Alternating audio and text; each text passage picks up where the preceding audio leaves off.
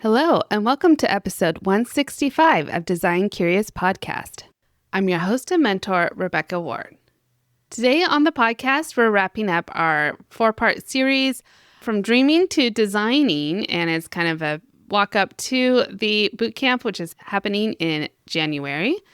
And I just want you to know that I was just like most of you starting out, 19 years ago. I was scared about starting a business, but I was kind of strappy about it too. And so I just went out there and did it, but didn't actually get help for setting it up properly for a while. And so I'm here to help you get it set up properly so you can start designing and doing it well and making an income right off the bat. So if that sounds like something you're interested in, you're going to like today's episode. We're talking about systems for your business. And I know what you're thinking, like, I am a creative soul. I don't need to be constrained by systems, or I don't need to track my time. Like, that's just going to cramp my style. So I ask you to listen in and see if I can change your mind maybe about that. But I felt the same way previously, but then I learned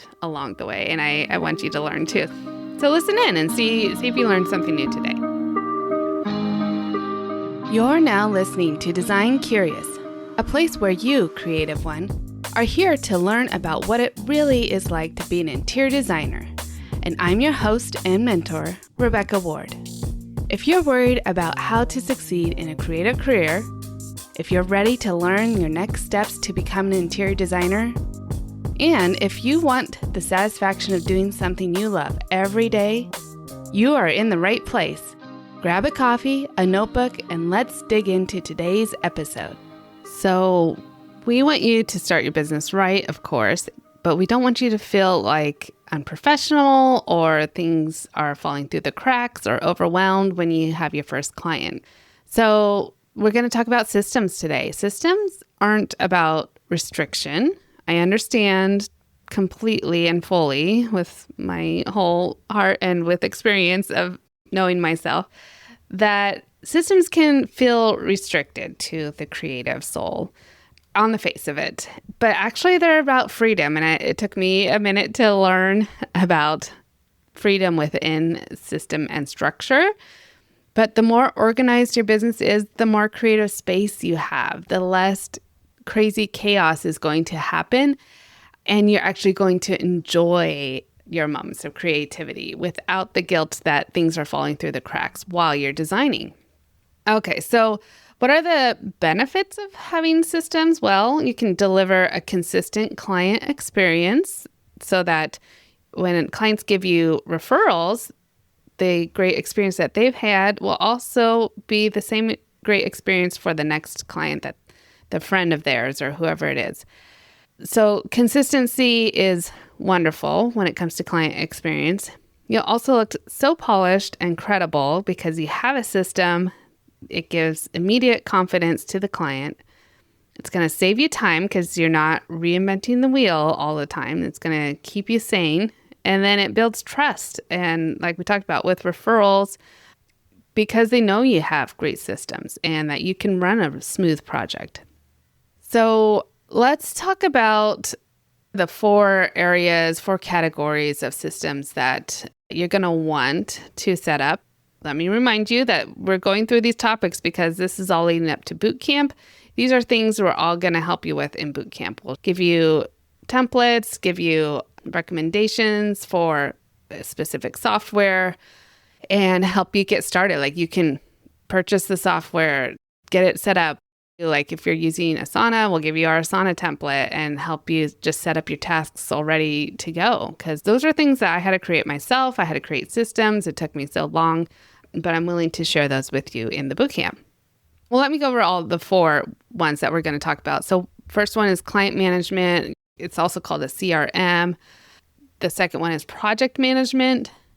3 is time and financial management. And then number 4 is communication and file systems management. All very important. Okay, so let's first talk about client management.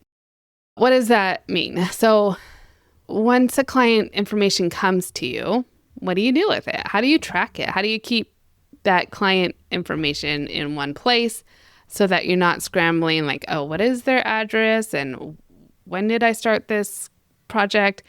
There are many CRM softwares out there that can help you with this.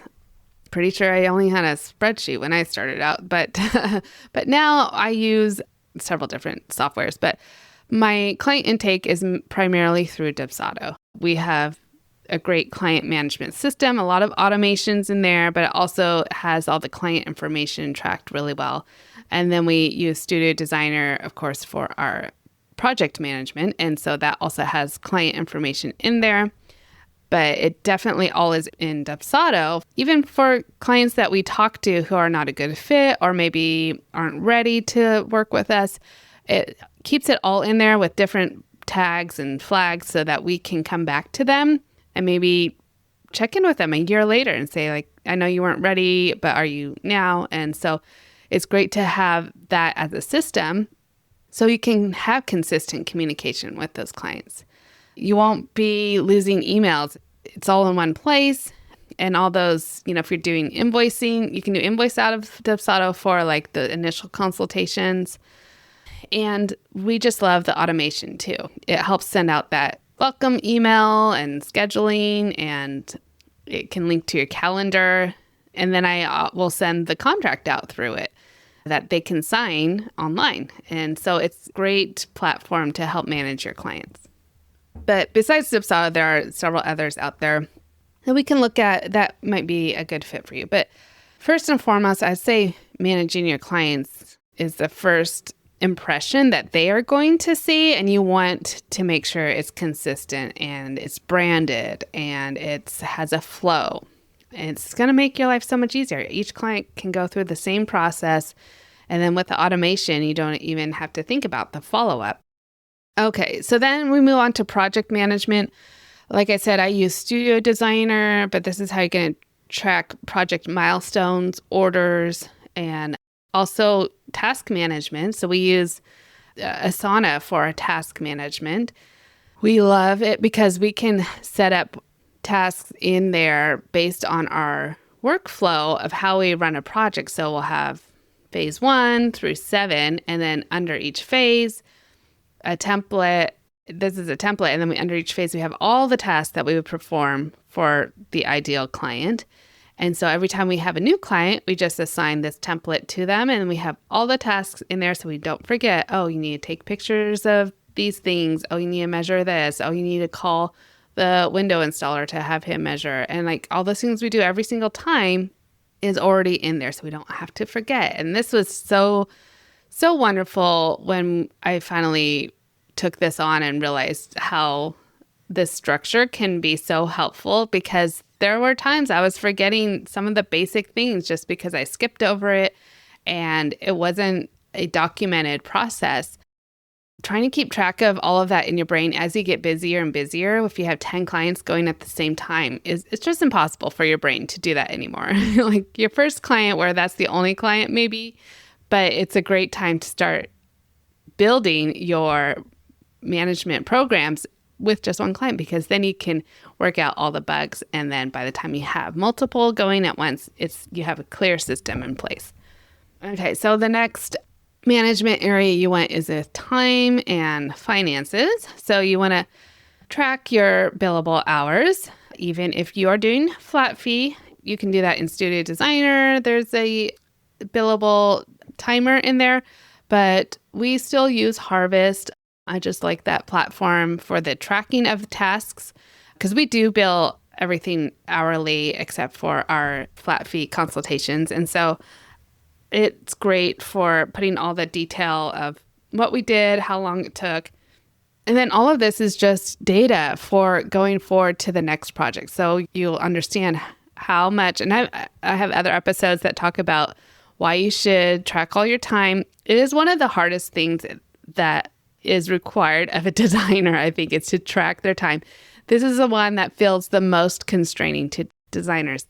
Like I said, I run a local group for designers, and this is the number one thing that they always say, I'm so bad at tracking my time. I don't want to track my time. And it's just, you can't get away from it as an interior designer. You need this very valuable information of how long a task takes in the project so that you can know how to charge properly and inform your next client of how long it takes too. So you can educate your client on the facts about how much a design project actually costs because you've gone through it before. I think that some designers just don't like to look at how long they're spending on certain things because there's like, this fabric for this one chair took me 2 hours. I had to find the exact right fabric. And oftentimes they're like, I don't want to know that it took 2 hours because it seems like a long time. And they think that they won't be able to charge that to their client. But those details, and this is a tangent, it's like those are the details, that one fabric that you've thought so much about that you wanted to get this perfection for the client, are the luxury details that help amplify the enjoyment of the space for the client. And so it's definitely worth 2 hours every time if that's what it takes. Some things will come to you really quickly. Other things need extra time to find the perfect fit. And it's great to know just how long you take, even if you're afraid to look at it. And so it's also helpful if you're, okay, now I'm getting on a soapbox, but it's also helpful to know, like, if you're spending too much time on a task, maybe you need to tighten up your system a little bit. Maybe you're spending too much time trying to get 20 different layouts when really you could probably do 5, and then you pick the right one, right? So there's so many different things that could be valuable about tracking your time. And so using a software to do that is going to be one of the easiest ways to track your time. Everybody has different methods. Some people use their Google Calendar and just write down what they were doing. But it doesn't give you to I like really more to the minute tracking because I tend to jump around. I'm answering an email or a phone call, and then I'm checking the fabric on this project, and then I go over to that project. And it's just kind of the nature of how I typically work and the way my projects are set at different points. And so it helps me to know, like, I did 15 minutes here, I did 15 minutes there, and like, am I jumping around too much? So data is your friend, and you'll get that. And these platforms will help spit out reports as well. See how much billable time you had versus non-billable time, because there will be non-billable time. There's admin, there's like posting to your social media and things like that you want to track as well to see how long you're spending doing that. Like if you're spending 20 hours a week doing your social media, well, maybe you should hire it out. It would, and use those 20 hours for design income instead.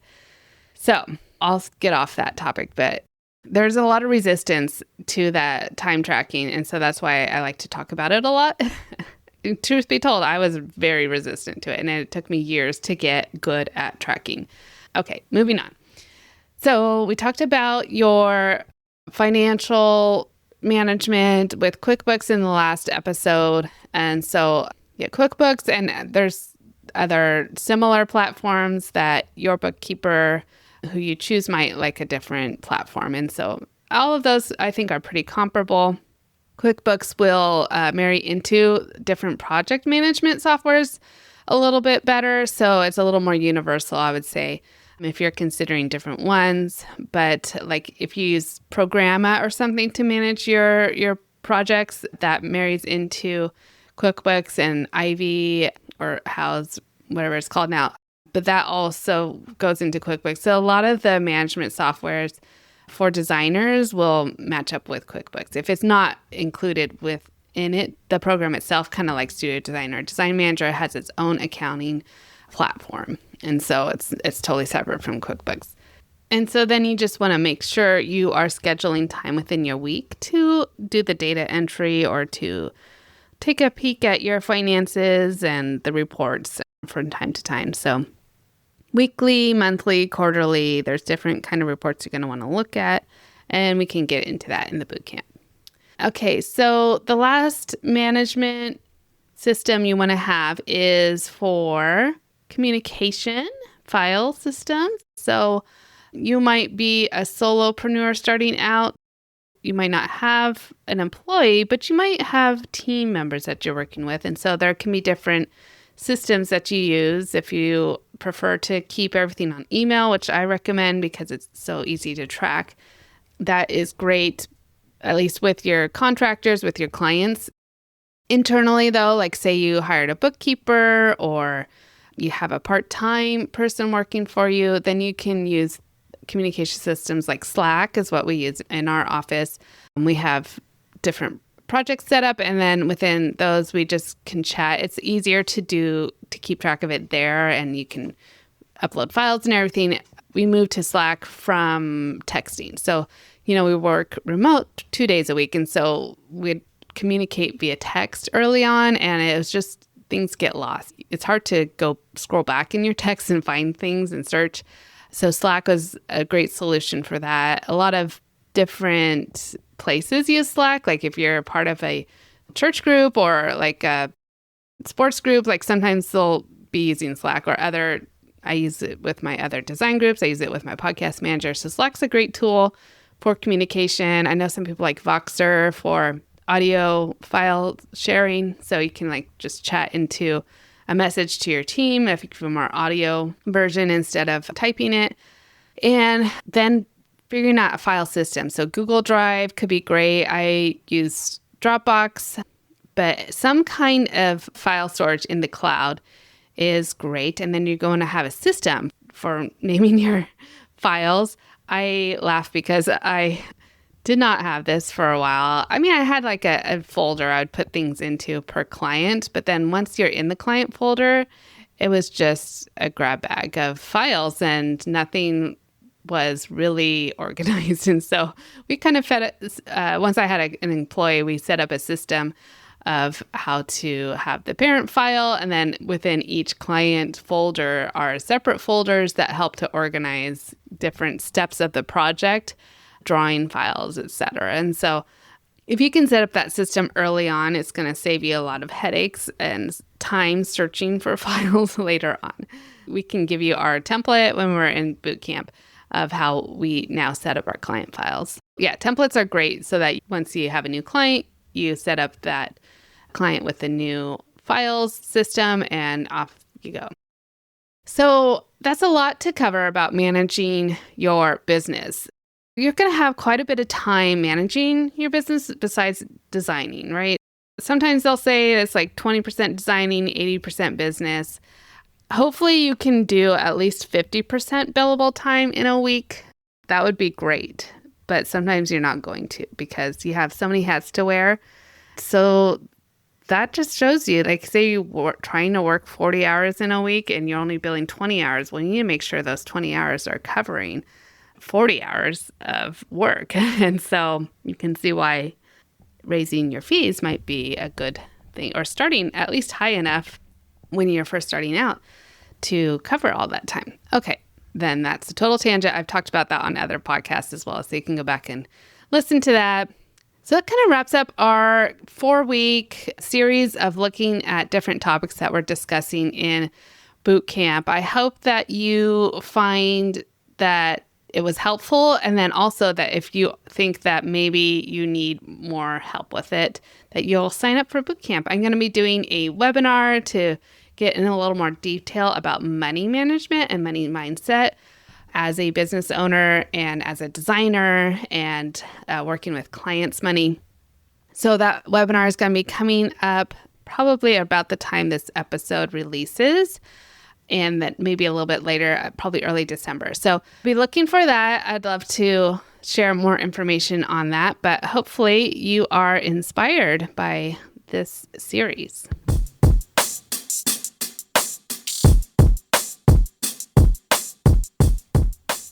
So if you are still in the dreaming stage and are not yet designing, then you know where you need to be. You need to be signing up for Bootcamp starting in January. The doors open actually in December.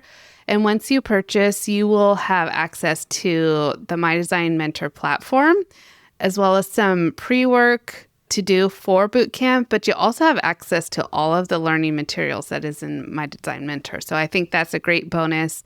If you join early December, it'll give you a whole month before we get started in Bootcamp to really get grounded and be thinking about the things where you want your business to go and start dreaming.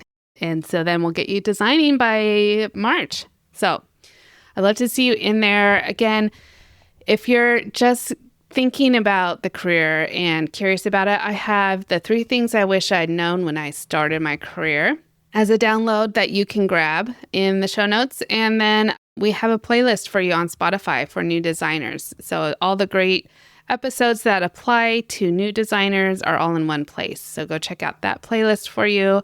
It'll keep you motivated and focused while you are out building your systems. I hope that you enjoyed this series. We're coming up towards the end of the month. I might do a little bit more talking about the bootcamp, just a final wrap up, and then we're going to be seeing you in January. So today, hopefully you aren't feeling stifled by systems. Just understand that they're there to protect your creativity. And once you start with one system, you'll instantly feel more in control and kind of want to have more systems put in place. That's what happened to me. I was just like most of you, not wanting to be constrained. I was a wild horse and bucking against all of the the fences. But then I realized that they're there to help me just be more creative. So that's all I have for you this week. Next week, we'll have another great episode. And until then, stay creative. Thanks for listening. If you love this episode, please leave a rating and a review. This helps me reach other curious creatives like you. If you have a topic request or would like to contact me, simply head over to my website, rwarddesign.com, or email me at podcast@rwarddesign.com.